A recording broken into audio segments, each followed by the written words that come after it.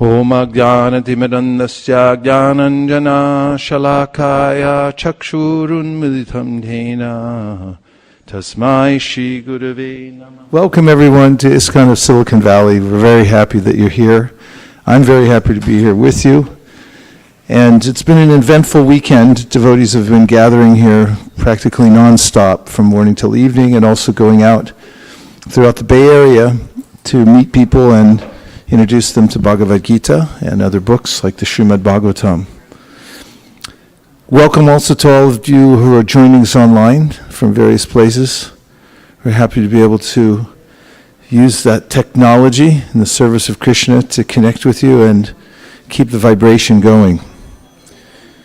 Today, we have a little bit of time together, so we'll try to utilize all of it for hearing and chanting, because as we hear and chant together, the Srimad Bhagavatam says there's a natural transformation that takes place. And when I say hearing and chanting, I mean repeating the names of the Supreme Personality of Godhead with feeling from the heart, and also discussing the philosophy of Krishna consciousness. Today, because we've had a weekend-long seminar specifically about the distribution of Krishna consciousness through the medium of books, the organizers of the seminar have asked me to speak about how books are the basis of our organization, of our society. So I'll say a few things about that, and we'll also talk in general about the practice of bhakti and ways in which to apply it in our own lives so that we make tangible spiritual advancement.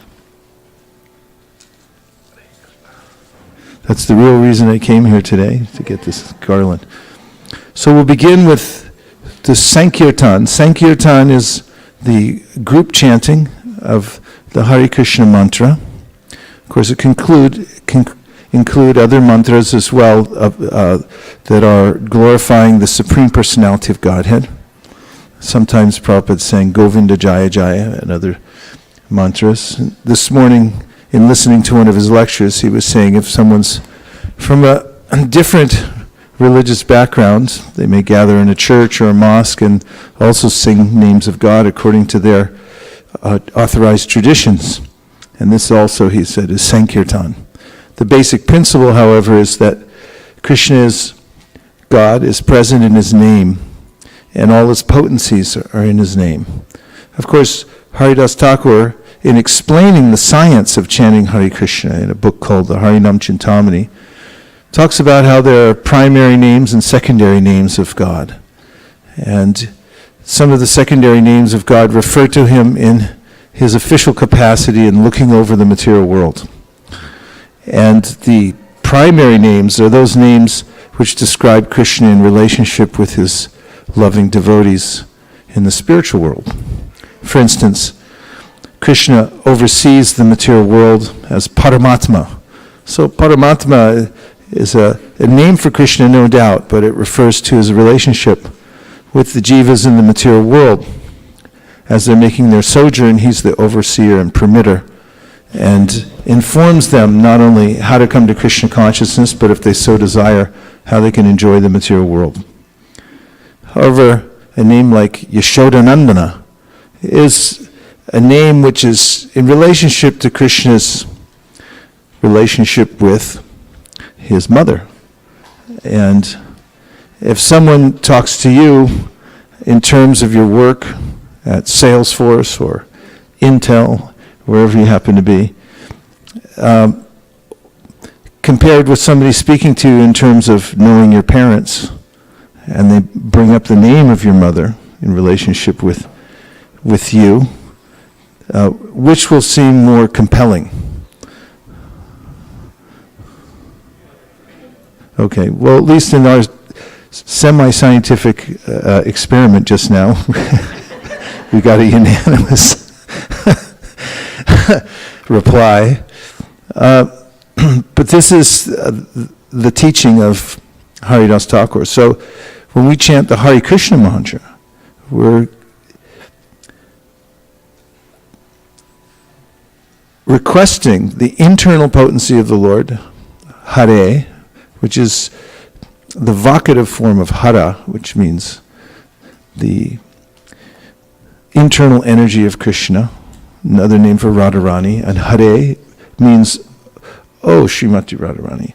And Krishna is a very inclusive name. It means he who's all attractive. And Rupa Goswami, in his teachings, shows that although there are unlimited forms of God, the one that has the most attractive features is Krishna.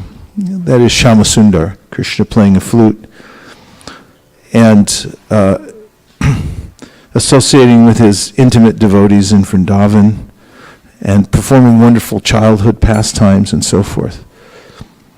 So when we chant Hare Krishna, we get all that. And when I say all that, Chaitanya Mahaprabhu said, Nam Nam Akari Bahuda Nija Sarva Shaktis. That means that when you chant Hare Krishna, then all of the features of God are present. All of his energies, his Shaktis are present. And to be more specific, when we chant Hare Krishna, all the energies of God, meaning his associates in the spiritual world, and his intimate relationship with those devotees, which is the ultimate goal of practicing bhakti, is to become attracted to those intimate, loving affairs Krishna has with his devotees who serve him in various ways. Some of them through the sense of menial service, or some of them serve him as friends, some serve him as parents, some as lovers, and so forth. And then Hari Rama. Rama means the highest pleasure. Ramante yoganurante satchidanda yadatmani iti Rama pradenasu. This verse from the Padma Purana says that the Lord is named Rama because he's the source of the highest pleasure. And this is very much necessary for those who are practicing spiritual life. You have to get spiritual pleasure. Otherwise, by default, I'll be attracted to the material pleasure. It's a foregone conclusion that without reaching some level of spiritual pleasure, that I won't be able to maintain my spiritual practice for very long. In fact, even if one's self-realized, if one doesn't experience the pleasure, then one will fall back. Narada Muni expresses this in the Srimad Bhagavatam when he says, Naishkarmyam apyachuta bhava varjitam shobhate jnanam alam niranjanam kutat punash chashvad abhadramishvare nacharpitam karma yadapya karanam. He says that self-realization, which is another word for that, is naishkarmyam, everyone say, means that there's no more fruitive activity involved because you've reached the level of the soul, spiritual level. You're not so much interested at all in engaging the senses with their objects in the material world for sense gratification, naishkarmyam. Then he goes on to say, api achuta varjitam. He said, but if you have that, you've reached that level of self-realization, but you haven't developed a relationship with Achyuta, means Krishna. Then he said, Nashobhate jnanam alam niranjanam. It's not very nice. It doesn't look good. It's not beautiful. We want beauty.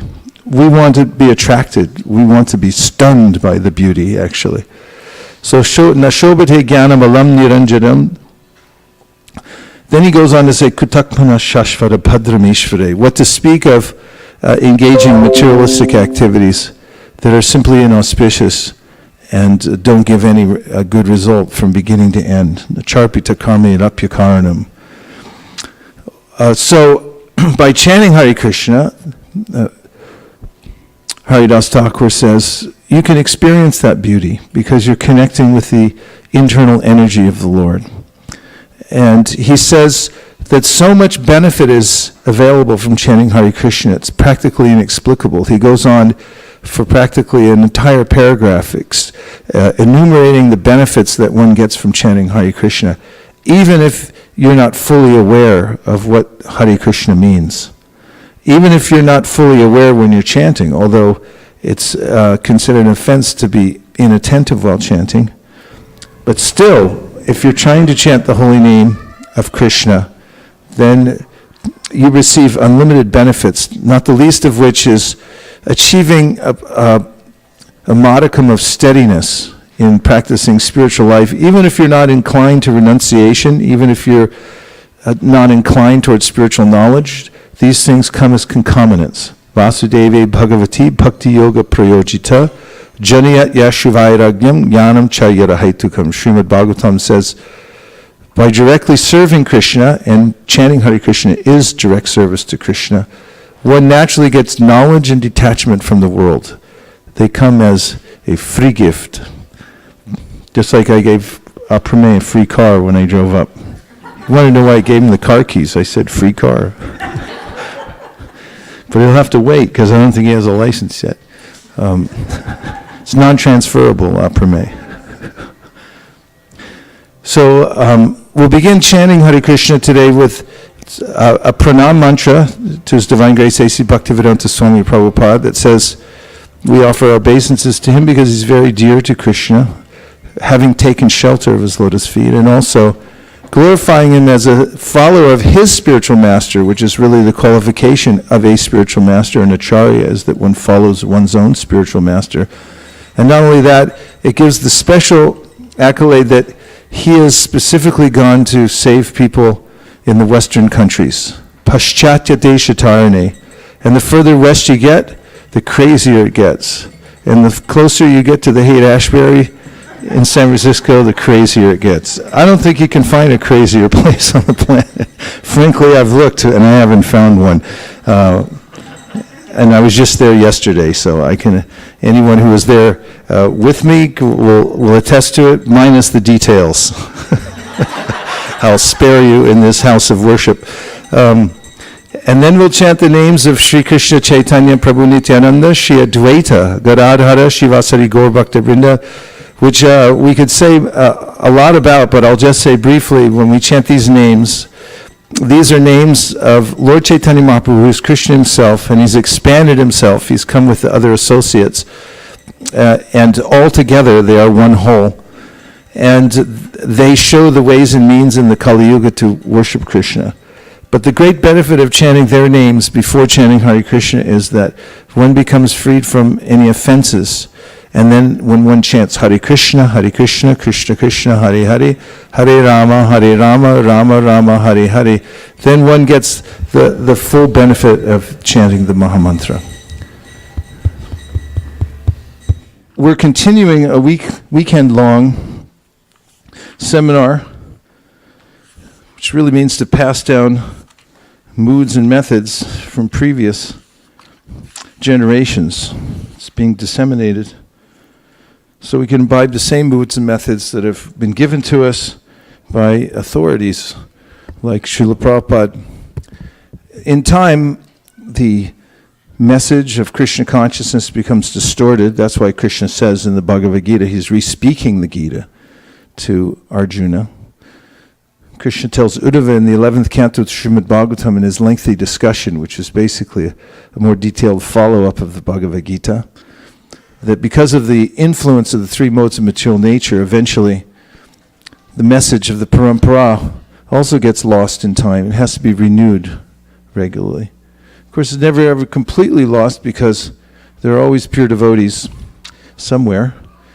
However, for the general mass of people, there's a way in which the renewal of the message is very important. And in any spiritual tradition, there needs to be a vibrant and regular renewal of the message as it's come from the founder Acharya. Because even we find after half a generation, there are many different ideas about moods and methods and so forth.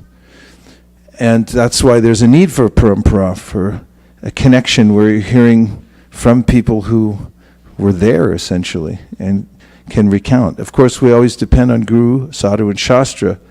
That means we hear from Guru, or one who's an authority, and is educated in spiritual knowledge, sort of a spiritual professor, as Prabhupada mentions in the Chaitanya Charitamrita. And we also hear from Shastra, which gives us the axiomatic truths, which are passed down from Krishna and which are co-eternal with Krishna.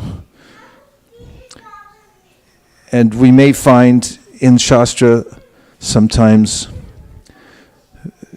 varying statements that seem to vary or even conflict with one another.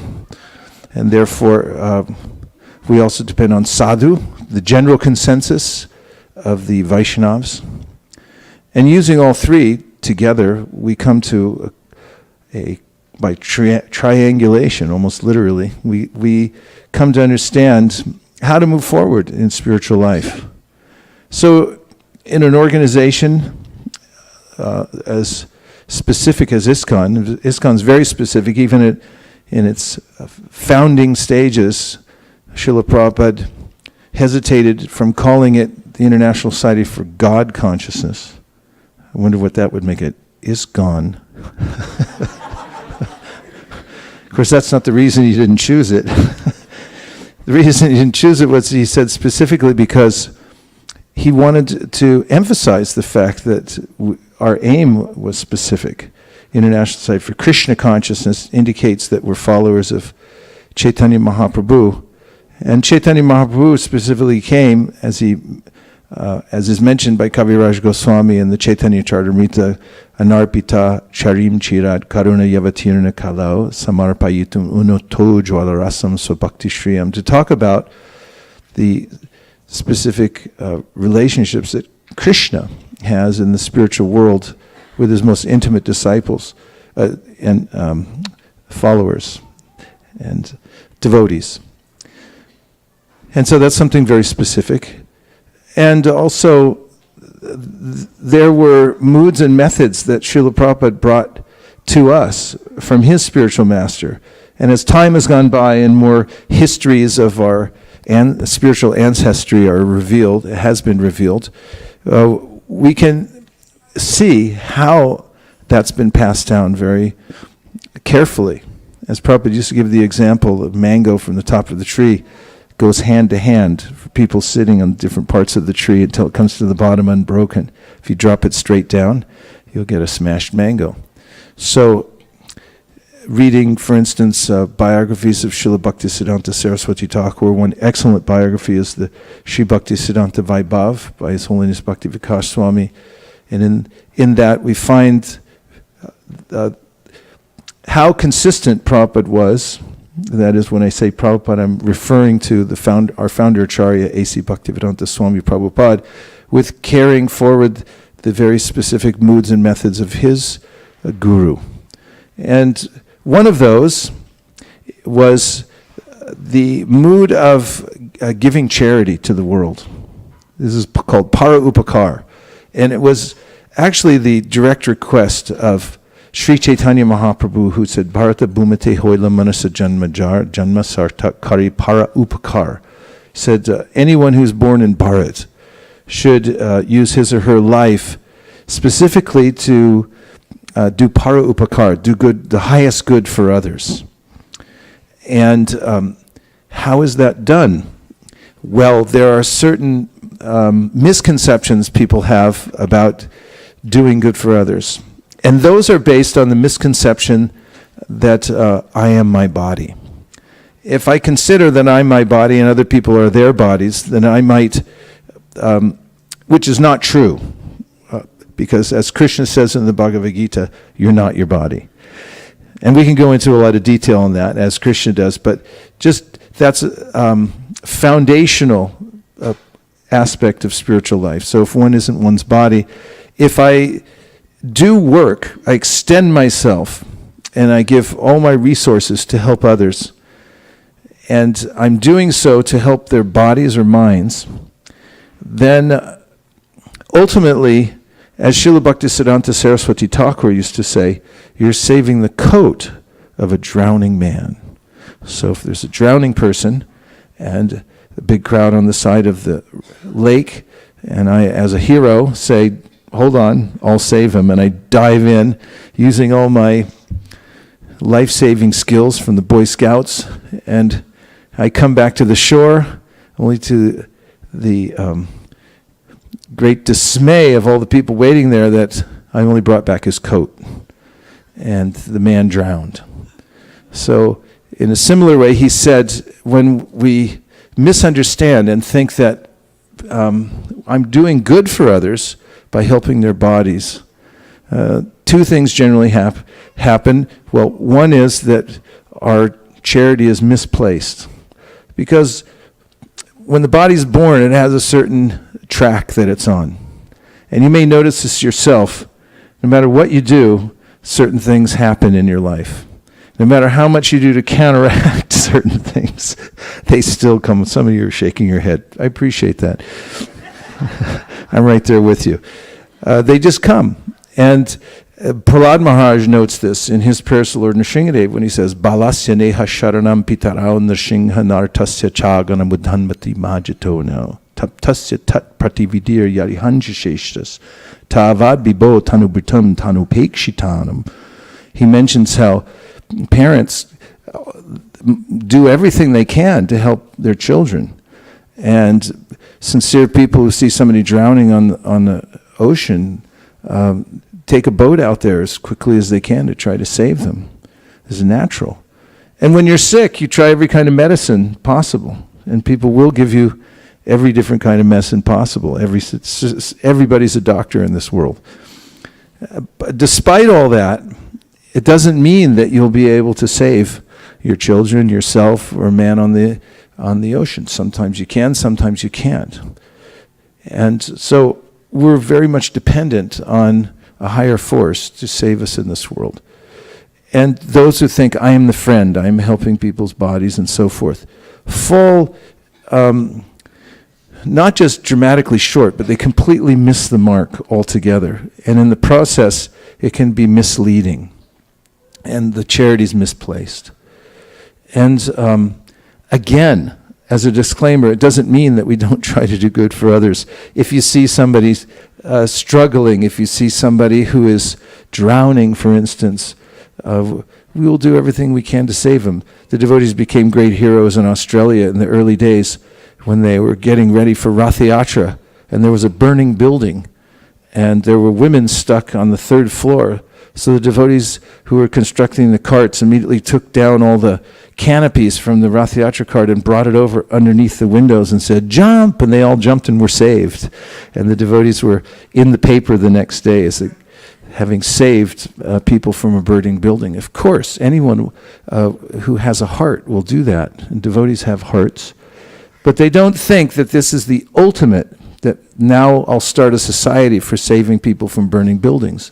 And I'll go everywhere and try to find people who are in burning buildings, which one might do if one had a sincere heart and also had a misplaced idea of doing charity. So Srila Bhaktisiddhanta Saraswati Thakur says this can be malefic charity. And the second result, he said, oftentimes when people try to do good on a mass level, they feed people. And more oftentimes than not, they end up killing a lot of animals in order to feed people, which is also counterproductive, because in the process of helping some living entities, you're not considering that others also like to keep their bodies. Even if they're in lower species of life and have less developed consciousness, they too appreciate having some kind of body to move around in, and they don't like getting chopped up very much. So that's also a way in which things become confused. So knowing what para upakar is important. And Chaitanya Mahaprabhu gave very specific instructions about this that I've always depended upon for my focus in life. Because there's a lot of things you can do in this life. And I've always felt compelled personally towards devotee literature, Krishna conscious literature, and very specifically to Prabhupada's books, because that's what intervened in my life. Even though I was in a far-flung place, that is Lafayette, California, across the bay, tucked behind the rolling hills of the East Bay in a little house in Lafayette Valley Estates, and just sitting there praying and hoping every day that I could have some direction. And then I received transcendental literature. What busted down the door first was the Back to Godhead magazine. And once it got in, then other books started coming in, like the Bhagavad Gita, Sri Upanishad, On the Way to Krishna. And I was filled up immediately, and I also had an understanding that I had received divine intervention from reading the books. My friend Keshav Bharti Maharaj, of course, when we become devotees, we like to sit together and compare stories, don't we? And so my good friend Keshav Bharti Maharaj, whom I met in 1973 when I first joined the temple in San Francisco, he was there. And actually, we didn't share these stories till later in life, but he told me his story. He was also a seeker, and he was meditating every day very deeply. And he had a book that told him in his meditation, when he reached the third level, which was the highest level, that he'd hear bells ringing. And so one day, sitting in his home, which is in the high desert in the mountains above Los Angeles, he heard bells ringing. And he thought, I'm there. And then that was interrupted by another thought that actually that's the doorbell. And when he went to the door, he saw that his landlady was there. She was a mystic Christian and had no interest in Krishna consciousness, but had been to Los Angeles to buy supplies, because they, again, lived in a remote area, which was the high desert. And while she was getting her supplies, some young devotees walked up to her in a parking lot and said, "Excuse me, you from Los Angeles or from out of town?" And she came home with a copy of the Bhagavad Gita, and she went right to Kenneth Beck's house, her tenant, and said, I got this book. I know you're into all kinds of Eastern mysticism. You take this. He didn't have time to look at it at the time, because during the same hour, his then wife, he's a sannyasi now, but his wife had gone on a vacation to Mexico. And while she was there with a friend, she was thinking, what can I bring back for my husband? She went to a bookstore. She said, I know he likes books. There were no books in English, so what to do? And then the owner said, no, there's one book in English. And it happened to be a book by Srila Prabhupada. So she brought it home. And when she got home, she gave him that book. Again, he didn't have really time to inspect both books, so he threw them back, both in his knapsack, and he worked the late shift at a gas station. And so he was there all night pumping gas. Back in the old days, kids, we used to have full service. And then when he got a break, nobody was driving in at that time. The sun was coming up over the desert. And he sat down in the little booth right there in the middle of the gas station. He pulled out the two books from his knapsack and noticed that they were by the same author. One had come from an obscure town and even more obscure bookstore in Mexico. And the other had come from his landlady, who had brought a copy home, having been accosted in a parking lot. And when he saw that they were by the same author, he said tears started flowing from his eyes, and he had a conversion experience, realizing that this was a message coming to him. What are the chances? It wasn't even that much calculation. It was a visceral reaction that he had to these books, realizing that someone was communicating with. But then when he started to read them and see that every sentence was directing him towards the spiritual world in a way that he had never heard before, with specificity that he had never encountered before. Most spiritual literature of the time, and even today, is very amorphous. It doesn't directly talk about a process by which one will come to know a personal God and so forth. And even if it does, in some traditions, there's no mention of who that is or what one's relationship might be like.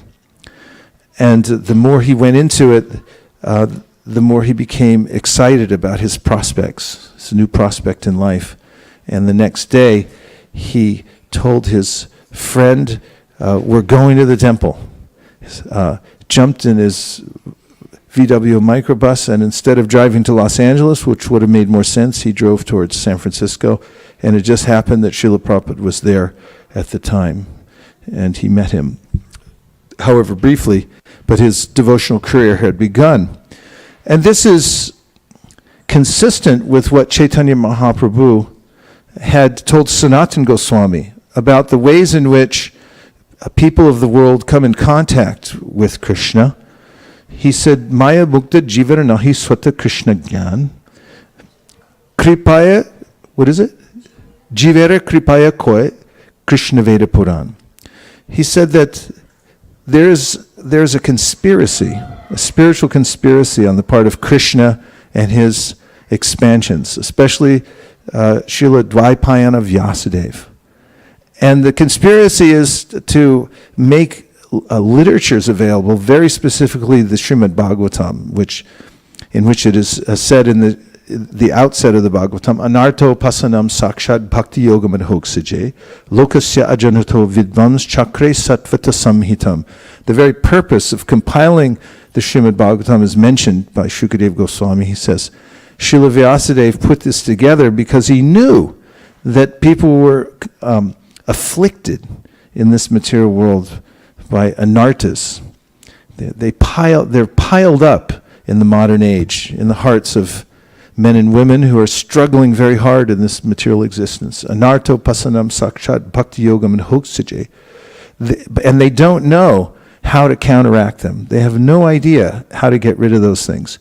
You can go on YouTube now, and there are many, many thousands, tens of thousands of self-help 20-minute presentations you can look for. And they'll help you for a while and a little bit, but they will not help you overcome the anartas within your heart. You'll feel better about yourself for a week or a month, and you may become a little more organized, but you will not overcome the anartas that are there within the heart. However, anarto pasanam sakshad bhakti yogam and hoksaje lokasya ajanato vidvams chakre satvata samhidam. Vyasadeva, who is the empowered literary incarnation of Krishna, knew this very well. He knew that people would not get what they needed from YouTube. And therefore, he compiled the Srimad Bhagavatam.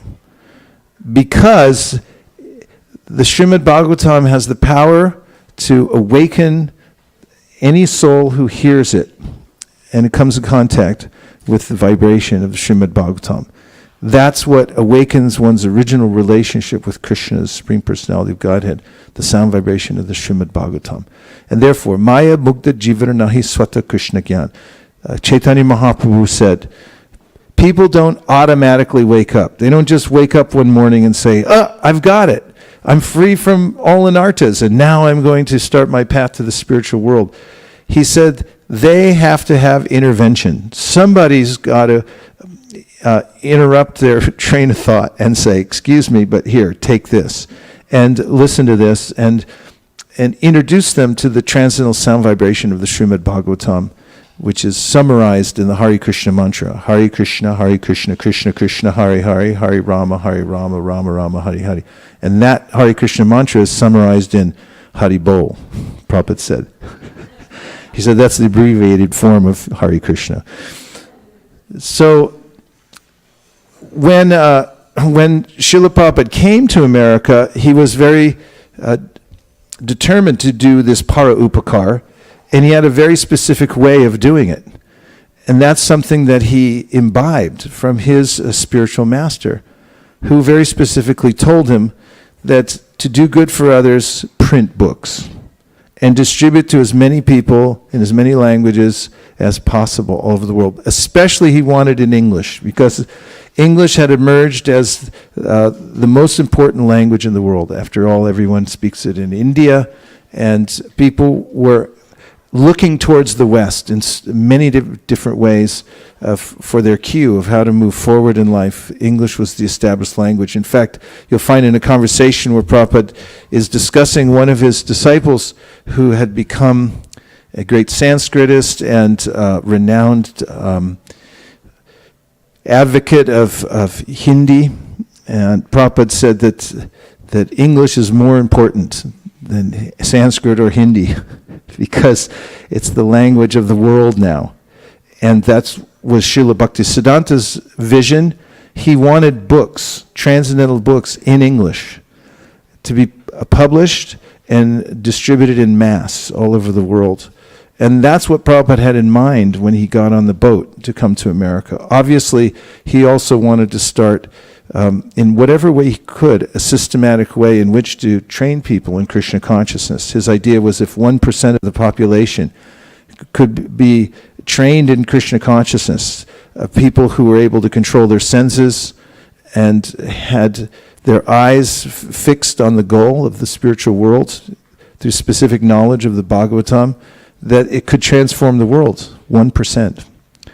And the means to do that was through transcendental literature, printing books and inducing people to read them by giving public teachings, and also by sending out his followers to meet people and introduce people to the idea of transcendental literature. And that was throughout his sojourn with us here, which was like 13 years, what was his main focus to make sure that that happened, to make sure that the books were available. I mean, he did everything. He not only translated the books and gave the commentary, which was a Herculean task, but he also oversaw the printing. He also set up a separate organization, a trust, of whose beneficiary would be ISKCON, in order to print his books and make sure that they went out to people all over the world. So in my book, I wrote a chapter called "The Pen is Mightier Than the Sword," and in it I had included quotes from various places. Here's one from Srila Prabhupada, in which he says, "These books and magazines are our most important propaganda weapons to defeat the ignorance of Maya's army. And the more we produce such literature and sell them profusely all over the world, the more we shall deliver the world from the suicide course. So your work is the most important preaching work. May Krishna bless you more and more. Thank you for helping me in this way." And in a separate quote, "My ambition is to spread these books far and wide all over the world so that everyone shall read at least one of our books, and that will change his life. If only 1% become devotees, that will change the world."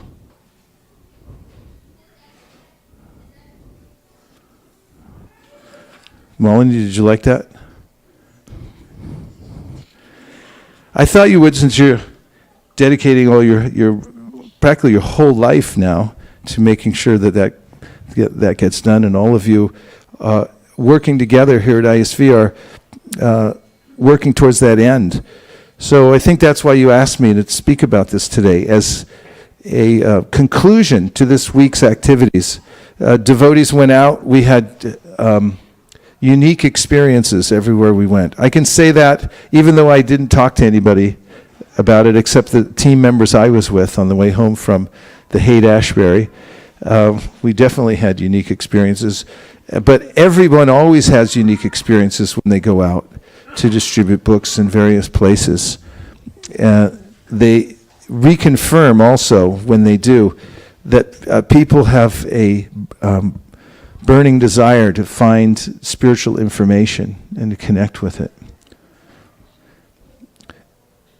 Am I incorrect about that? Did you not have unique experiences when you went out yesterday? You did. You had unique experiences. Okay. So now before I go to the next section, I'll take a few reflections. A reflection means anything you heard so far that's stuck in your mind that you can reflect back so that we can remember what we're talking about.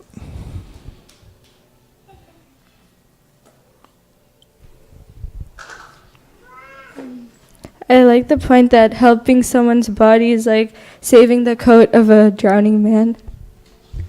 Yeah, those examples that probably gave are so simple, but when we repeat them, I noticed when I was saying that, a lot of devotees were smiling and reacting and so forth. You've heard it many, many times, and you've heard it many times, but when you hear it, it's so commonsensical that it has a profound, we find it to be profound every time that we hear it, right? Thank you. Very good. What else? What'd you hear? Yes. Nam Smarnam.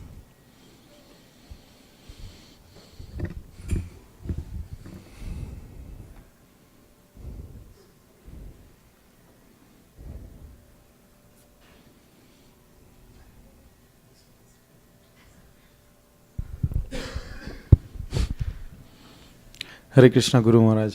I really like the point you mentioned that, suddenly one day morning we don't wake up and say, I'm out of all anarthas. Basically, at one point in the life, we need intervention by someone which can show us the path. Yeah, and maybe more than one time. It may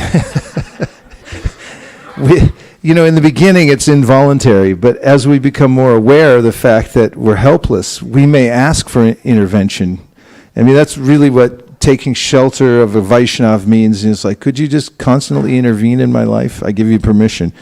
And, our various gurus that we have and the way that we align ourselves with various people, we want that. We need that kind of intervention. So Mahaprabhu says, it's not swata. Swata means automatic. It's not that the soul just wakes up, because Maya mugda jivira nahi. He's very enamored by Maya, is the jiva.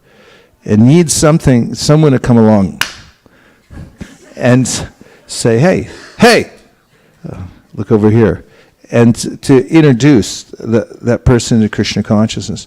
And there's also a sense from the Shastra that it may take some repeated urging. In fact, sometimes people come in contact with Krishna consciousness and it goes in, but one goes on with one's life because there's a strong momentum. We're being carried along by a current. That's called samsara.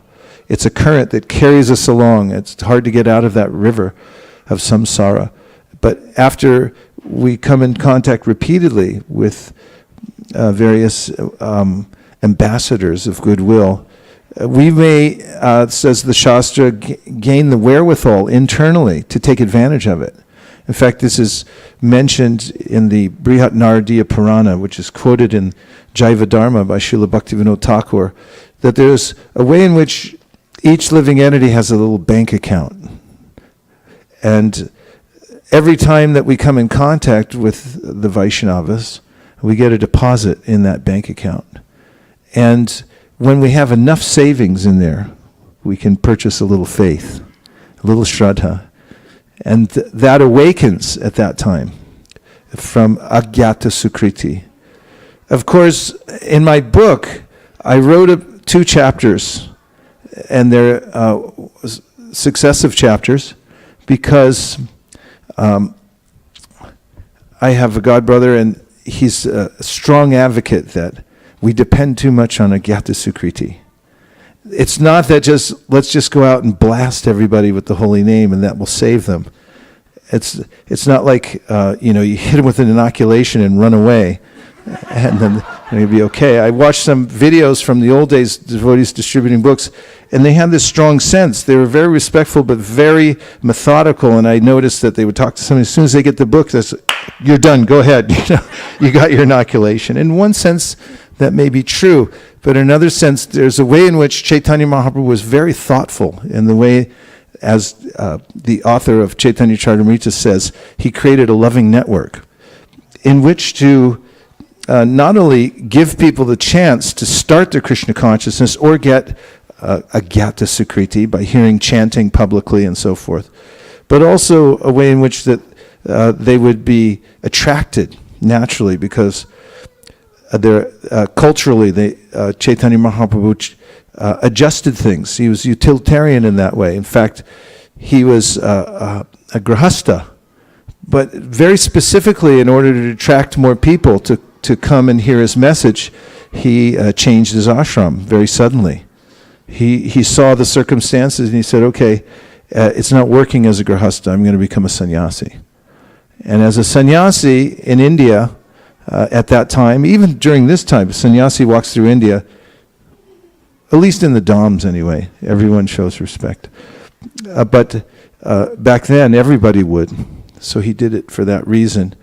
And so there's besides just this sukriti, or a gyata sukriti, it's the devotees go out of their way to thoughtfully arrange the environment so that people will be accommodated. They'll find some habitat that they can survive in while they're bringing themselves up to speed in Krishna consciousness, and they have their own internal strength to continue.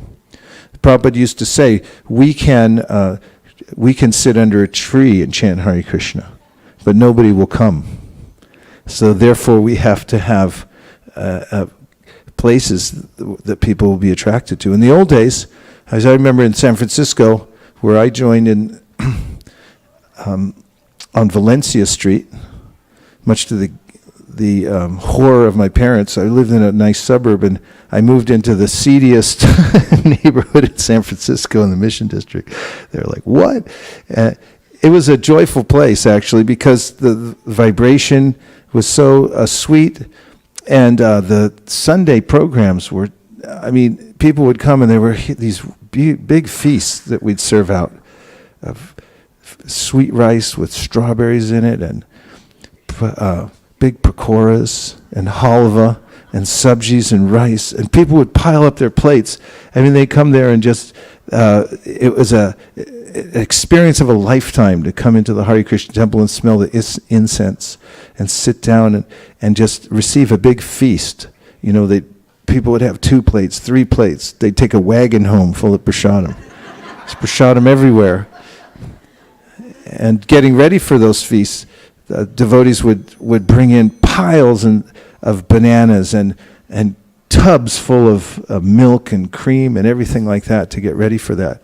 So if we just sat on the street corner and spoke philosophy, people might not have thought, well, let me try this. But if they said, come on in and have this, then they would come. So there's many ways in which the devotees think carefully about how to make the Krishna consciousness movement attractive so that people will want to come and that they'll want to stay and that they'll be able to stay in touch with Krishna consciousness. Especially nowadays, there's a great need. We've been through many different transformations in our Krishna conscious movement. There's a great need to create habitat in which Westerners can come and feel at home. They don't always necessarily feel at home when they come straight into a modern day ISKCON Sunday program because it looks more cultural to them sometimes. So that's why we have 4 outreach programs here in the Bay Area that are very specifically designed to create an atmosphere in which Western people can come and feel more at home. And as they feel at home, then they can also listen open-mindedly, their hearts open wider. So Gyata Sukriti may be there, but it's also incumbent upon us to create the environment so that they can take it in. Because it may take them a lot longer through Gyata Sukriti, possibly many lifetimes, in order to accumulate enough capital in order to come. What else? Yes. Maharaj, I like the story of His Holiness Keshav Bharati Maharaj, and specifically how Krishna can sometimes speak so loudly to you, like sending messages from 2 sources like that. So yes. That's when you really feel the presence of the divine in your life. Yeah, it's a remarkable story from a remarkable devotee. Born in Yuba City, and I met somebody from Yuba City yesterday.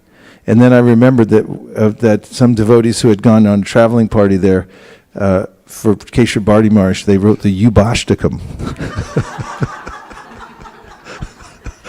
I don't know where that document is now, but he appreciated it at the time. What else? Yes.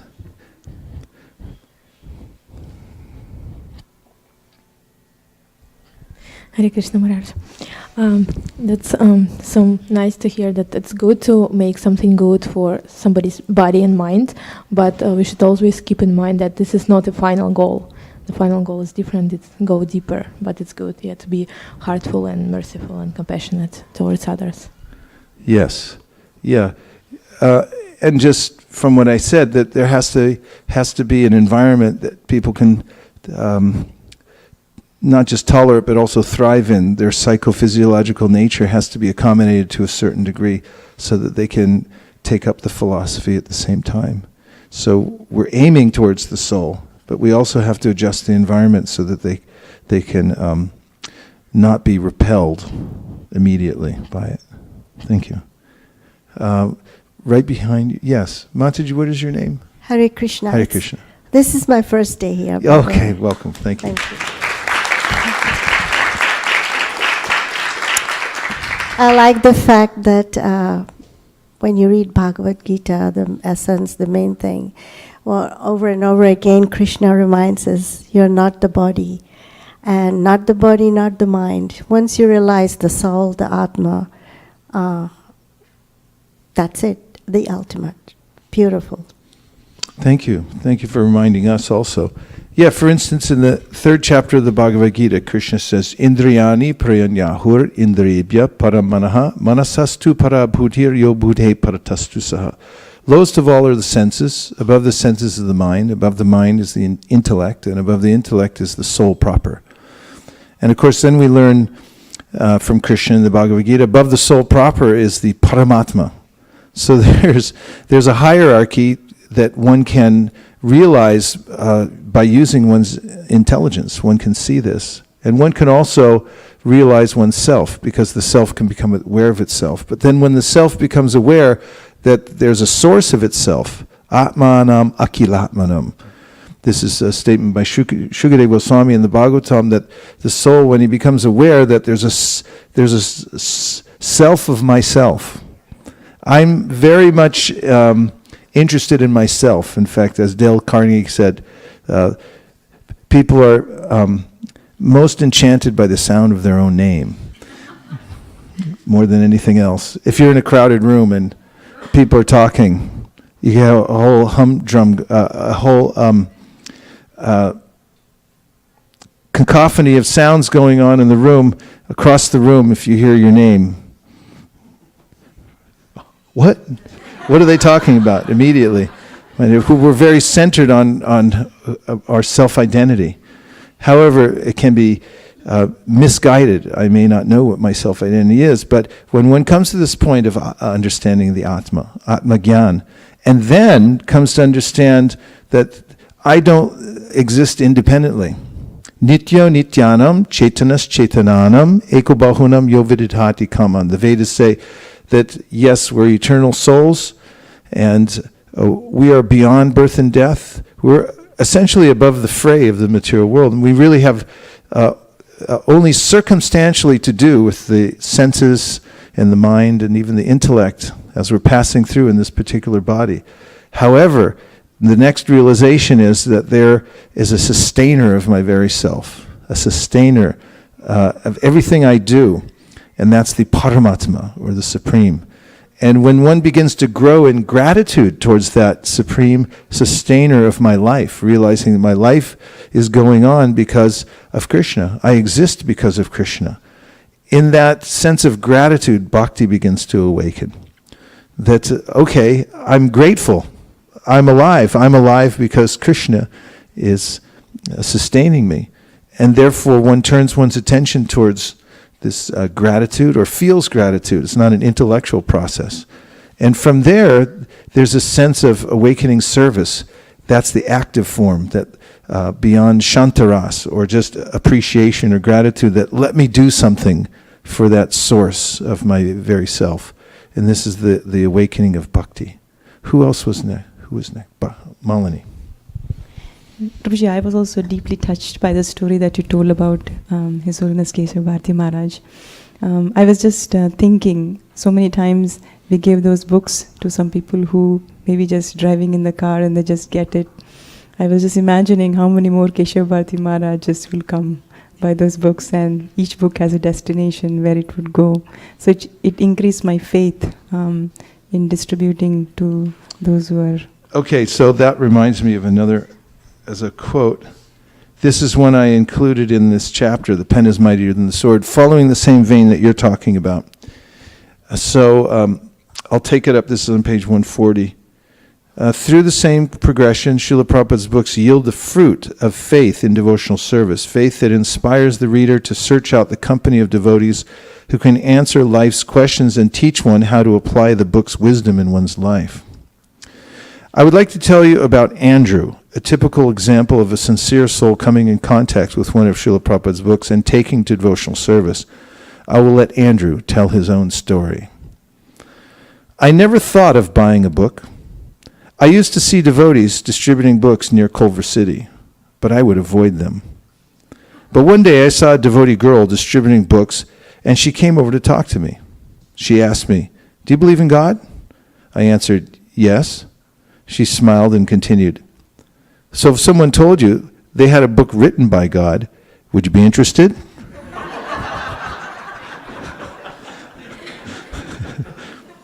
"Yes," I replied again. Then she handed me the Gita, but I said, "Well, I'm not really into religion." She said, "But you said you believe in God. Why wouldn't you want to read this book?" She made me promise that I'd keep it and that I'd read it. Then I asked if I should give a donation, and she said, "Yes, $10. That was a lot. And I thought of giving the book back, but instead I gave her the $10. I took that book everywhere because I had paid good money for it.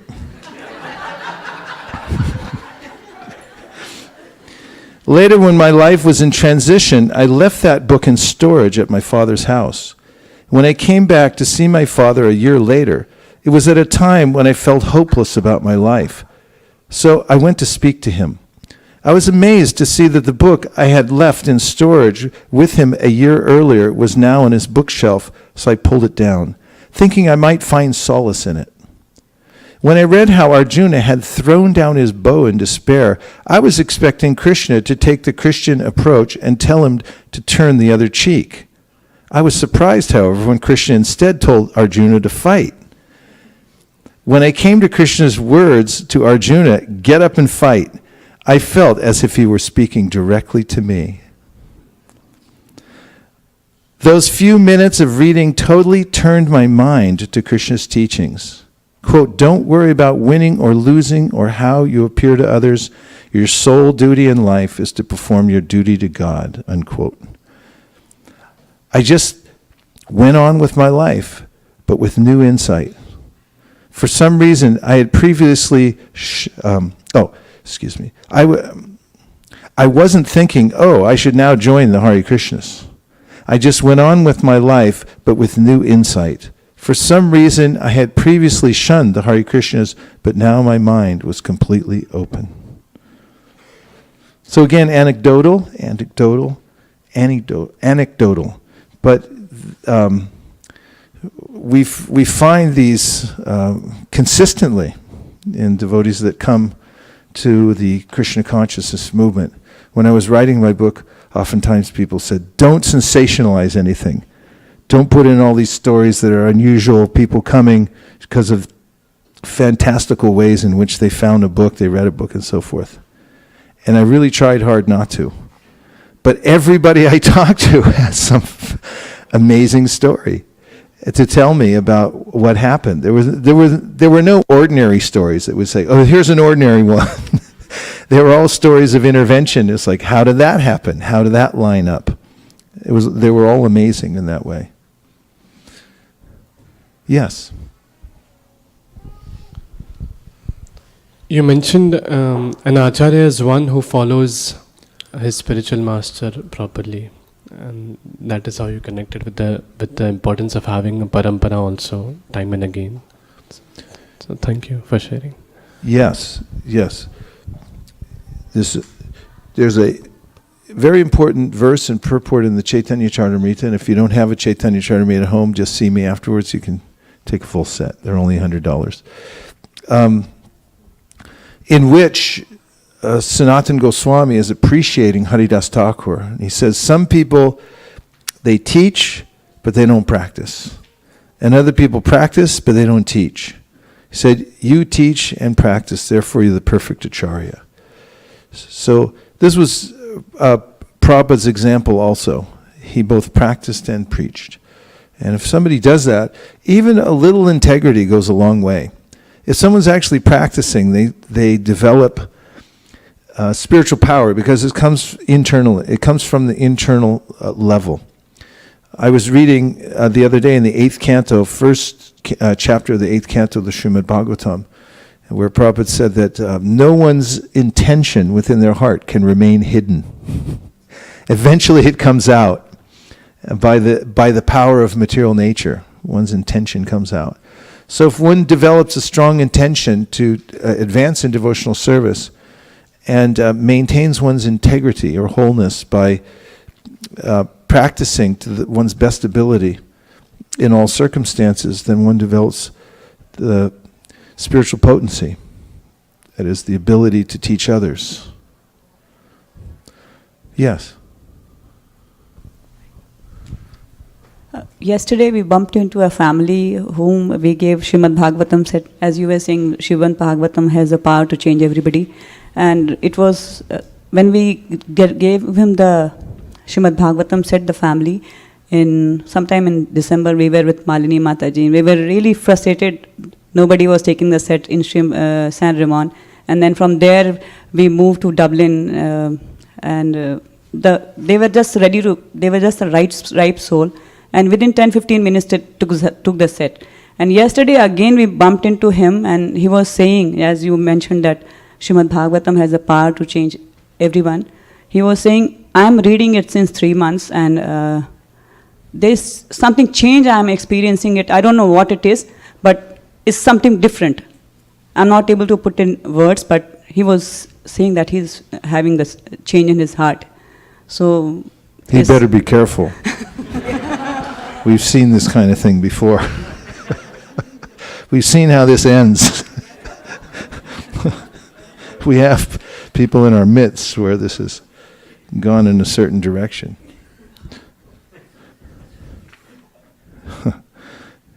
Yes, and one of the reasons the books are considered, the Srimad Bhagavatam itself declares that this is an incarnation of God. For instance, in the first canto of the Srimad Bhagavatam, it says, Krishne swadamo bhakate dharma ganadi bisaha kalo nastra drishamesha purar narko danodita. The Srimad Bhagavatam is the incarnation of Krishna, which has appeared in the world just after Krishna himself departed for his own abode, along with religion, knowledge, etc. All the light that was coming from Krishna's presence here vanished when he left, but then it reappeared immediately in the form of the Srimad Bhagavatam. And the Bhagavatam goes on to say, Idam Bhagavatam Nama Puranam Brahma Samhitam Uttama Shloka Charitam Chakara Bhagavan Rishi Nishaya Shaya Lokasya Dhamnam Swastayanam Mahat. That anyone who wants to derive the highest benefit out of life can do so from the Srimad Bhagavatam because it is non-different from Krishna. This is the part of our tradition, that there are that the scriptures themselves are manifestations of the Supreme, and that without the help of the Shastra, the scripture. Of course, this word Shastra, the interesting word, there's Shastra and there's Shastra. Shastra means a weapon, like a sword. And Shastra means the scriptures, which instruct us how to extricate ourselves from the material world. So if you don't take the Shastra, then you get the Shastra. You have your choice, either way.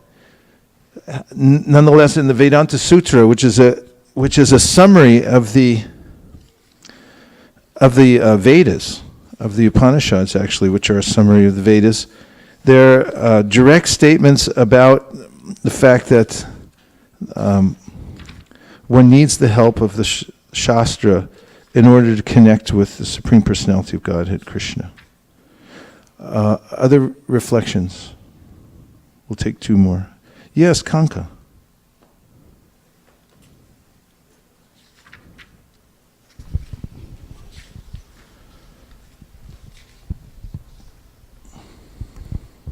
Hare Krishna Maharaj. Hare Krishna. Thank you and welcome home. Thank you. So glad to see you. When you were talking about Srila Bhaktisiddhanta instructing Srila Prabhupada to come and spread in English, he actually did that the very first time when Prabhupada was only, 22 years old? So we can see how patient and how determined and persistent Prabhupada was in his goals of teaching this knowledge in English. And it was never easy, always challenging, just like to get, to be able to come over here with he had his first volume of Srimad Bhagavatam in the trunks, and he had to sit on the steps of Sumati Maharaji's workplace to beg her for passage to come to U.S. So there's so much to learn just from those stories about Prabhupada himself trying to give us this in English and give the world this in English. Like you said, one of the things you talked about was how English has become the world language. Thank you for reminding us. And to continue in that vein, printing books is not easy. For anybody who's written or published a book, there is great strain in one's life. You have to give full attention. It's like giving birth, said one devotee who recently made a book. When Prabhupada lived in India, and he was doing the best he could to follow the orders of his guru, which was to write in English the philosophy of Krishna consciousness and distribute. He started a magazine called Back to Godhead. And so one might think, okay, start a magazine, that's no big deal. It is. It's really hard. In fact, anybody who's ever started a newsletter said that Brahma's the creator and Shiva's the destroyer. So creation is not that hard. And destruction is easy as anything. But maintenance, that's Lord Vishnu's job. That's difficult. I've seen many a website, a newsletter, so many projects get started. Yeah, let's do it. And then 3 months later, well, who's supposed to be doing it anyway? Well, they moved to Utah. The whole thing, it goes in different directions. So it's very difficult to maintain sometimes. But Prabhupada himself single-handedly maintained. One of the issues that he faced when he was in India by himself with very little money to print this magazine was getting paper. Because at the time, there were restrictions on paper. So Prabhupada saved as much as he could. He'd walk wherever he had to go just to save the extra money. He wasn't cruising around. He was being very frugal in his life. And the main fund that it would go into was his fund for paper, as he had to get paper in it. And the printer recounted how Prabhupada used to show up with the ream of paper, and Prabhupada, it was heavy, so Prabhupada put it on the rickshaw and Prabhupada would walk. And he said, did the printer, that Prabhupada more often than not ended up showing up at his shop without having had any breakfast. So he would feed him and also engage and talk about how to print the next magazine and lay out everything and use the paper that he brought.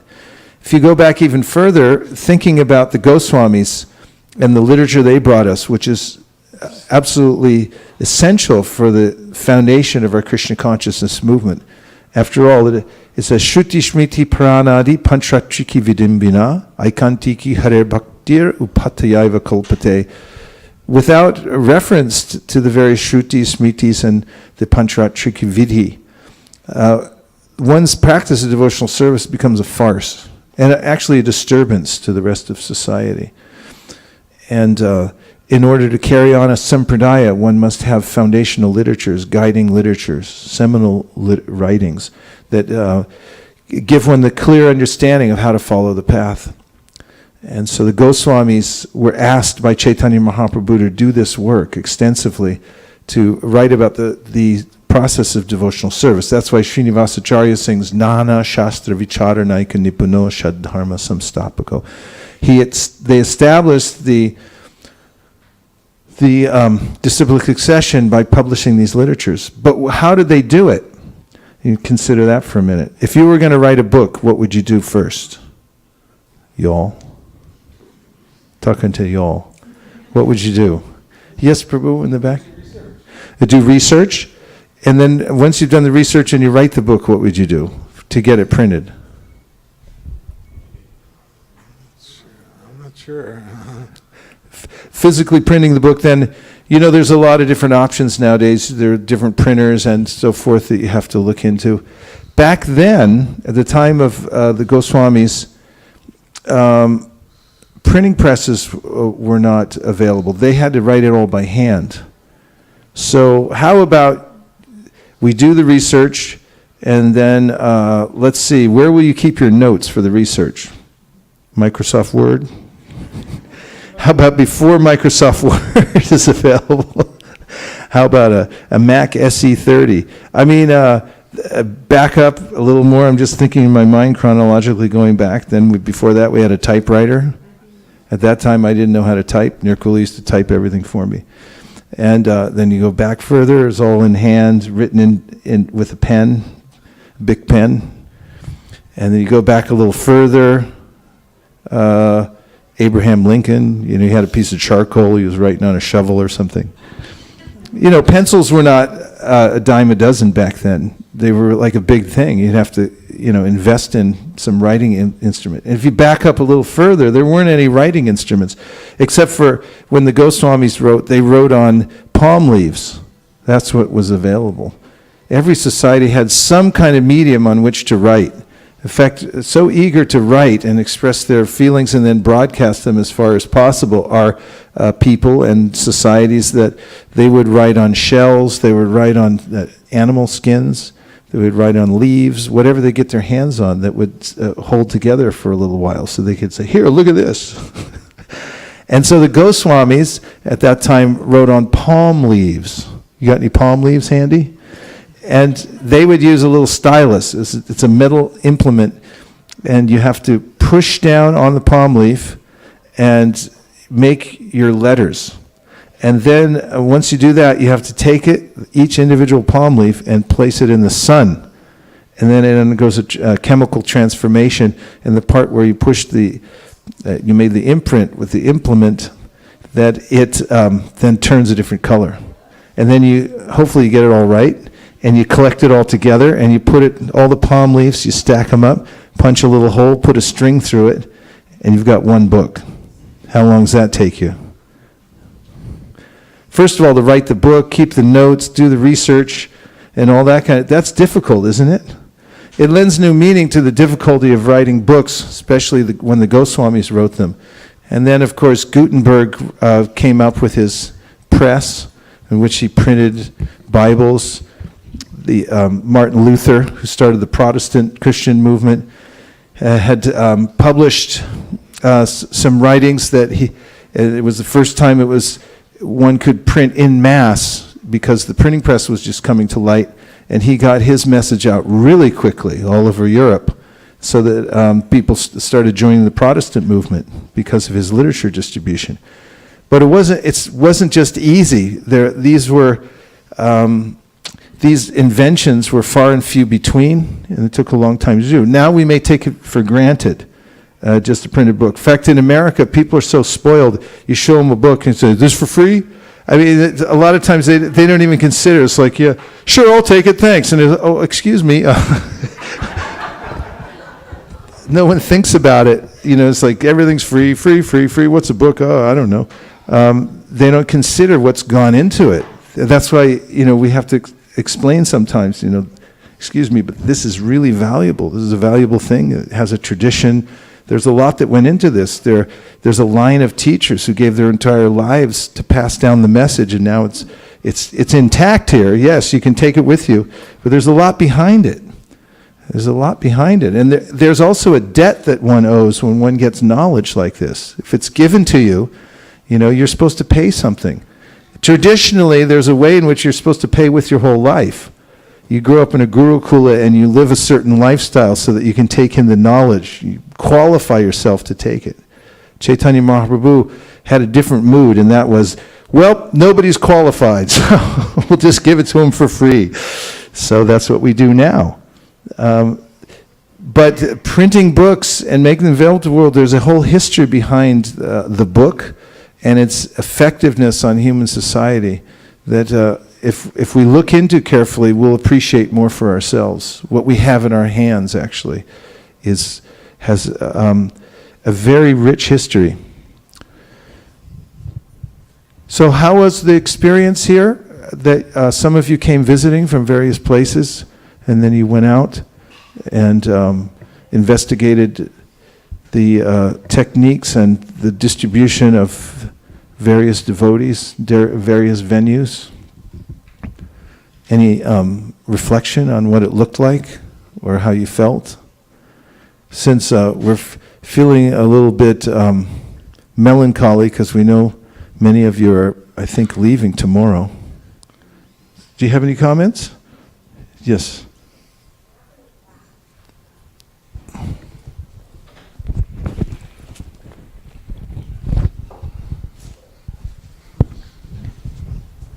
Hare Krishna Maharaj. Yesterday we went to Dublin along with SKP Prabhu and so many other devotees. That was the first time that I was participated in the Bhagavatam distribution sets. It was really amazing. I should say that explaining about the Bhagavatam, constantly thinking about Krishna, and then talking to the devotees, trying to understand them and then listen their perspectives also. What is stopping them, how important it is to listen their views also, and then how we could address them in a better way. So just to give some context, we had various groups that went out all over the Bay Area yesterday because we have various ways in which we, as our one of our primary focuses here at ISV is to go out into the community and to meet people and make connections with them and offer them gifts and accept whatever they would like to give in return as a loving exchange. And so we organized a seminar called the Sankirtan Orientation Seminar. And devotees came from various places like Connecticut and Illinois and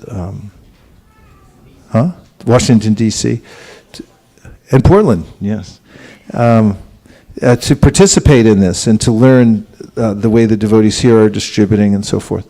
And so they went out in various places, and some devotees went out door to door to present the full sets of Srimad Bhagavatam. There's 18 books in a set.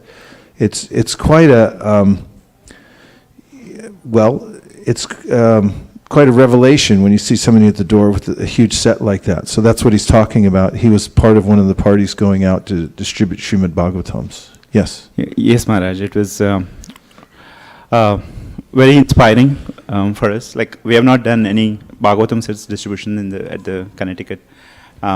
So we'll be taking this enthusiasm, the energy, the patience, and thinking constantly about meditating on the books. It was really inspiring, Maharaj. And then having the... Thank you.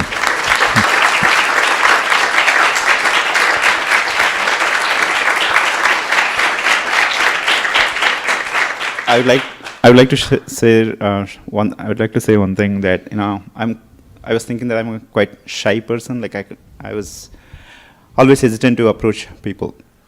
So yesterday, because of the enthusiasm, after the book distributions were like almost we were ending it, and then I had like 2 books in my hand, Bhagavad Gita hands. I was just like approached, and then I just followed the template that we practiced in the morning, and it was Prabhupada message was quite successful, and then I felt confident. Oh, I could do So this. no money back. I gave a money back guarantee that my template would work if you just do the template, Yes, and if it Maharaj. didn't work, I give you your money back. Yeah. And we also tried today, tested it again, that it worked 100%. There you are.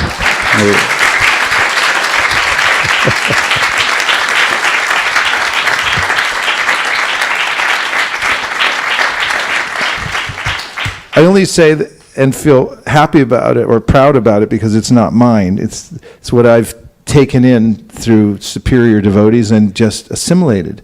And therefore I know I have full faith in it because it comes from a higher source.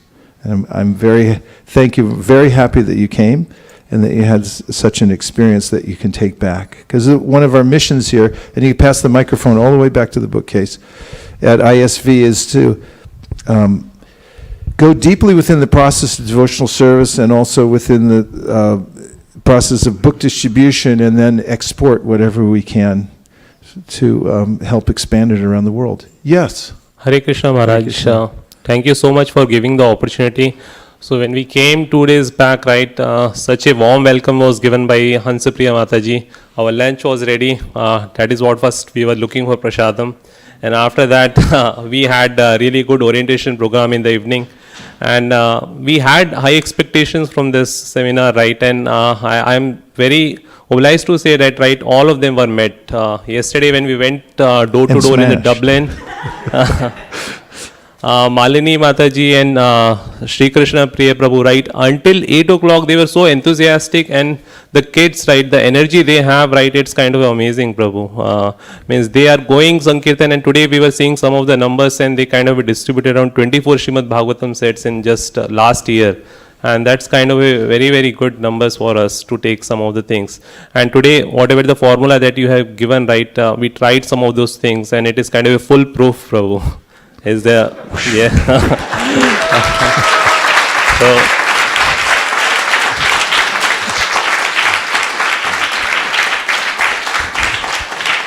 So I think we want to invite you to the Connecticut. You can, and some of your members, so that you can just give us 1 week training to all of us. I think just day would be sufficient. People will really love that, bro. Thank you very much. Hare Krishna. Hare Krishna.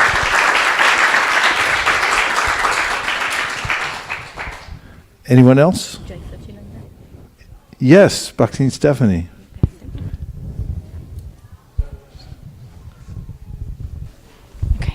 Hi, Krishna. Yesterday on Haight Ashbury Street with you was really amazing. Going off what the other Prabhu said about just what we learned in class and given that outline of how to present a Bhagavad Gita, because if I weren't to have that, I feel like I'd get too stuck in my head of there's so much that I want to explain. What do I talk about first? And how you explained how you don't go so deep into it. It's more of like a comical thing, which was hilarious. Because, it was just fun being out there because it was just like we were laughing all day. Did you use the humor with people? Yeah. And I feel like I'm not really a funny person, so it was kind of nice getting people to laugh. So, it was really nice. Like, what kind of humor did you use with people? The parts with What do you do professionally? and You things use like that? Yeah, like once or twice or And things so like what that. do people tell you they do? Um, Just to bring you up to speed on this, at the end of our presentation of the Bhagavad Gita, do we have a Gita here somewhere? That would be really funny if we didn't. In the Bhagavad Gita, here's one with a lot of markings in it, a lot of tabs. It's a good sign. See that? Somebody's reading the Bhagavad Gita here. There's a picture here. I don't know if you can see that from there. This is a yogi. He's apparently been sitting for quite a bit of time without moving and in meditation. And it shows how, the Atma has burst out from the top of his head, as yogis can do to go to a higher planet. Anyways, his fingernails have grown for a couple of centuries, and whatever it is, he's there, almost calcified. So when we ask people, like, what do you do professionally? So what did some people tell you they did? I don't know. I got really random things, but like biology or. And then you said? That's what this guy does. This guy used to be a biologist. And then they laughed? Yeah. Yeah. Yeah, so that's fun. Thank you. Any other thing? Oh, and just my favorite part is when you say, "Oh, it's me, Vaish," and people are like, "Oh, do I know you?" And then they start talking to you, even though they don't know you. Yeah. We're all related here in this world. We're all kindred souls. Thank you. It's very nice to have you here, and looking forward to seeing you go back and lead the forces there in Washington, D.C., one of the most important and well-organized temples in America. Hare Krishna.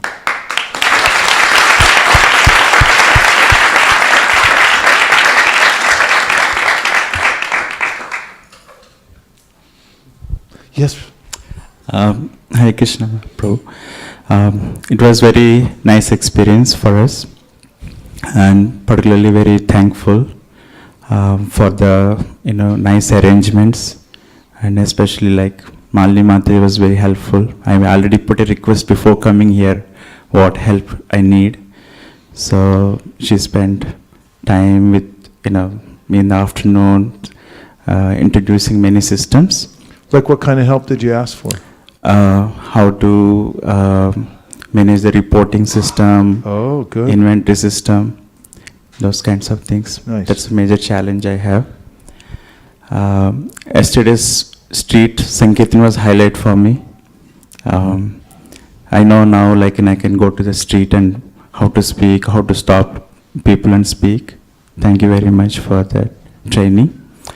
And particularly, one thing that stuck to me in my mind since yesterday, I met a student on the street, and he was telling it is a lot of stress and so many things like that. Then it has been on my thought. We just gave the book and left him like that. Is it that's it, or how is he going to get benefit? How is he going to get helped? But this evening class fully clarified that the book, we passed on whatever we can, and it's in their hands. They can pick it up, and the transformation is possible just by reading the books. So thank you very much for this presentation and the whole seminar. It was very welcoming and heartfelt experience for us. Thank you.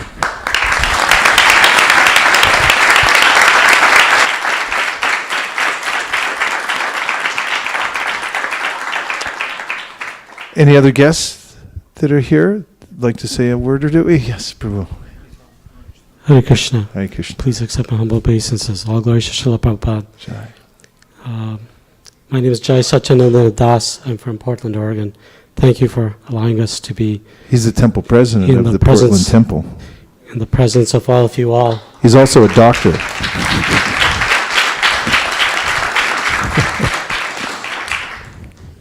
I think all the devotees have very eloquently explained, what they received out of it.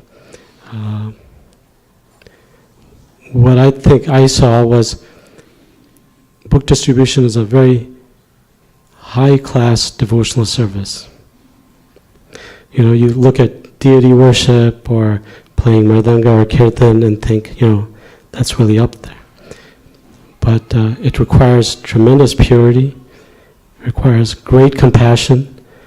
I was listening to your formula that you presented, and I'm not claiming I'm good at it at all. Like Stephanie Mataji was saying, I feel shy too. But I realized there were so many fundamental spiritual truths inside that formula.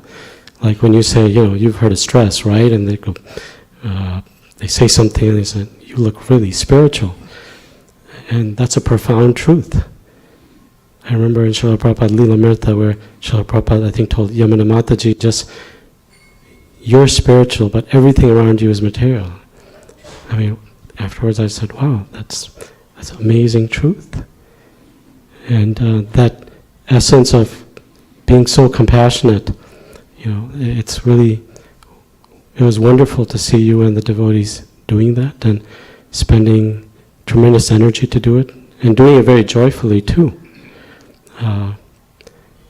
And like I was seeing all the teams and how they work together, and I remember reading about how cooperation in Kali Yuga is Vaishnava humility, because it's not common throughout the world. So congratulations to all of you for doing such wonderful devotional service and cooperating so nicely. And thank you to all the organizers for all the practical things you did to make our stay comfortable from the start to the end. But your presence was very much noticed here by all of us, and we look forward to being sister temples with Portland, Oregon. We pray. Hare Krishna. Thank you so much.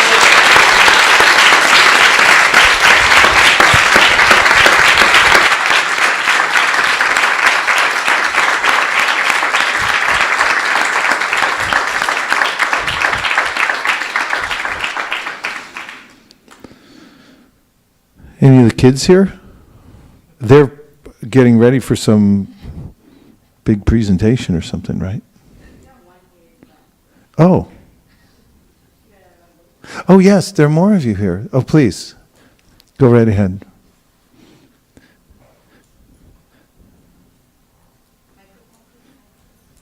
Mike, all the way to the back.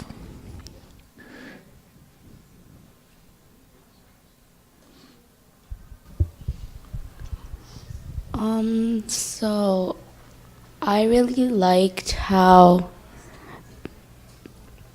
there was a lot of help when in Kids Sankirtan, and also Kameshwari Mataji really helped helped me realize that even though someone might not take a Bhagavatam or something, it's okay because they are still getting a lot of punya for at least hearing us or talking or even touching the Bhagavatam. So Mataji really helped me. And I also liked how there were a lot of devotees who took care of us and talked to us. And yeah.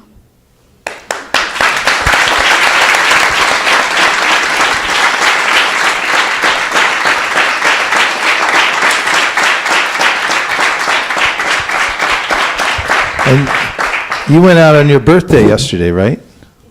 So we'd like to say, Vanchakalpa tarubhyascha kripa sindhubhya eva cha patitam pavanebhyo vaishnavebhyo namo namaha.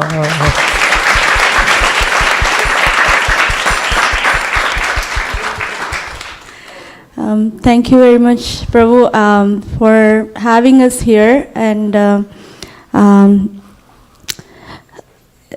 it was very nice, the whole thing, and I had the fortune of being here for more than 10 days now, because the book distribution lead in Naperville, they sent me here 10 days ago to also learn from the Palo Alto Harinam.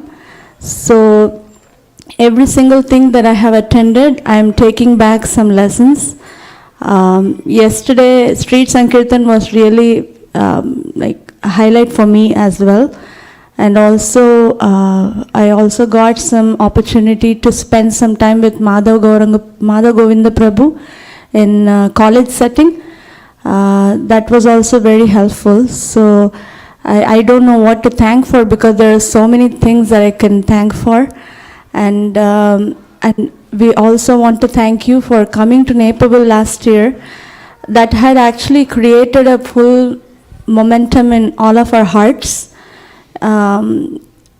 because without direction, even if the desire is there, we don't know what to do. And when you came and the whole community got stirred up, and we are trying to maintain it. And as part of it, as the devotees from Connecticut requested, I want to also, like, we were thinking, if you could come once a year at least to our Nepal, that would really help. It is, I mean, I'm really, we all have been kind of like we were somewhere there in book distribution, you just raised it like that. After your visit last time, 8,500 books went within just like 3 months, which is unimaginable for any of us.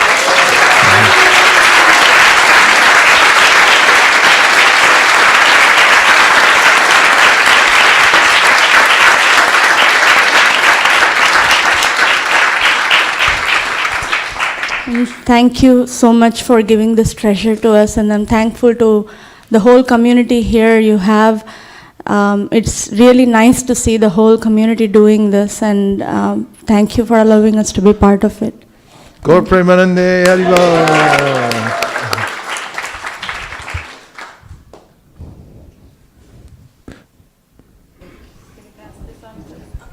We have a couple minutes, so if we run out of time, then maybe after the announcements, if there's anybody else.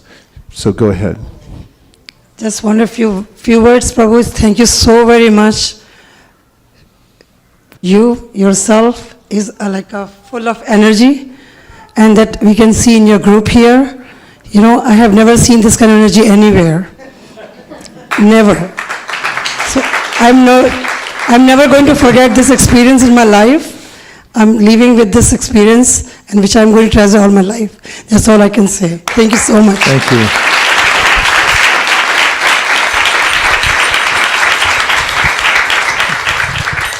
So Sankirtan means to come together, samyak. And the more that we come together and we work together to glorify the holy names, to distribute the transcendental books, which is called the greater Madanga, it's a louder kirtan, then the more we please Lord Chaitanya, the more we'll become happy and successful in our lives. So this is the secret to life. It's to try to please Lord Chaitanya by spreading the Sankirtan movement. Anyone who does that will always find that their refrigerator's full, their heart is happy, and and they have a direction in their life that gives them optimism and happiness. And at the end of this life, as guaranteed by so many of our acharyas, one will be able to connect directly with the Supreme Personality of Godhead and engage in more service. So this is the Sankirtan movement. We're in it now. Don't look now, but you're right in the middle of it. So just keep doing it and try to expand and depend on Lord Chaitanya Mahaprabhu. And all of you that came here over the weekend, we feel very tight connection with you, and we look forward to being part of the same mandala and helping each other to grow up and keep North America growing more and more. We're giving about $2 million to the BBT every year. We'd like to be giving at least 10 million and at least beating India on a regular basis. Is that all right? Please say yes. Okay, yes. So now we're going to have a genuine Artik ceremony, which is you won't find anywhere else, offering the various articles, beautiful articles of beauty to the Supreme Personality of Godhead. This is also an occasion where in the bhakti process one is invited to dance if you feel like dancing. You can dance demonstratively or you can dance within your heart, and we'll accompany this by music and chanting of the holy names. And so what we'll do right now is move all the seats out of the center of the temple room, and we'll put them neatly in the back. We'll roll up this rug, and we'll have a nice dance floor ready for everybody. Thank you very much for coming to ISV, and for those of you who are online, everyone here in the live studio audience, please say Hare Krishna. Hare Krishna. Okay, we'll see you in the Artik. Hari Bol. Nachari Armarman, Nachari Armarman, Nachari Armarman, Nachari Armarman, hey, Nachari Armarman, Nachari Armarman, Nachari Armarman, Nachari Armarman.